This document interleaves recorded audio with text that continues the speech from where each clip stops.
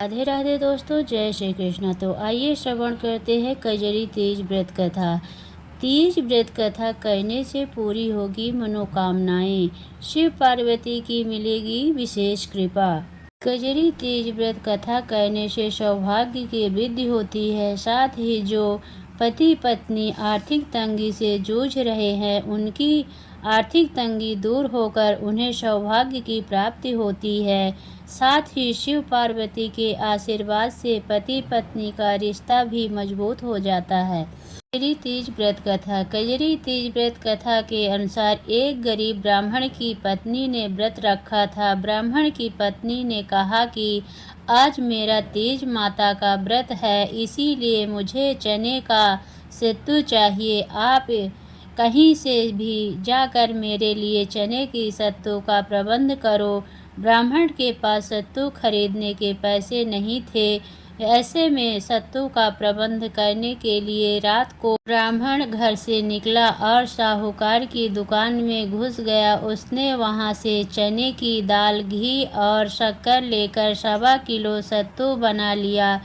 जैसे ही वह जाने लगा, दुकान के नौकर जाग गए और चोर चोर चिल्लाने लगे। साहूकार भी आ गया और उसने ब्राह्मण को पकड़ लिया। ब्राह्मण ने सफाई दी, मैं चोर नहीं हूँ, मैं एक गरीब ब्राह्मण हूँ।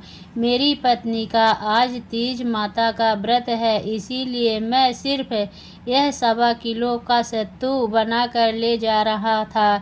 साहूकार ने उसकी तलाशी ली, लेकिन उसके पास सत्तू के अलावा कुछ नहीं मिला। इधर चांद निकल आया था और ब्राह्मणी बेसब्री से इंतजार कर रही थी। ब्राह्मण की बात सुनकर साहूकार को दया आ गई। उसने कहा, आज से तुम्हारी पत्नी को मैं अपनी धर्म बहन मानूंगा। साहूकार ने ब्राह्मण को सत्तू के साथ साथ गहने, रुपए, मेहंदी और बहुत सारा धन दिया। फिर सभी ने मिलकर कजरी माता की पूजा की। कहते हैं, जिस तरह उस ब्राह्मण के दिन फिरे, उसी तरह कजरी माता की कृपा से सभी के अच्छे दिन आए और सभी सौभाग्यशाली बने।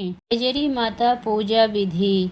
सबसे पहले भगवान शिव और माता पार्वती जी का पंचामृत, दूध, दही, घी, शहद और शक्कर से अभिषेक करें। इसके बाद जल से स्नान कराएं और वस्त्र अर्पित करें। चंदन, रोली, मौली, सिंदूर, कुमकुम और फूल से श्रृंगार करें। धूप, दीप और कपूर जलाकर आरती करें। कजरी तीज की कथा सुने या पढ़ें। अंत में भोग लगाएं। शिव और पार्वती माता का प्रसाद सब में वितरित करें।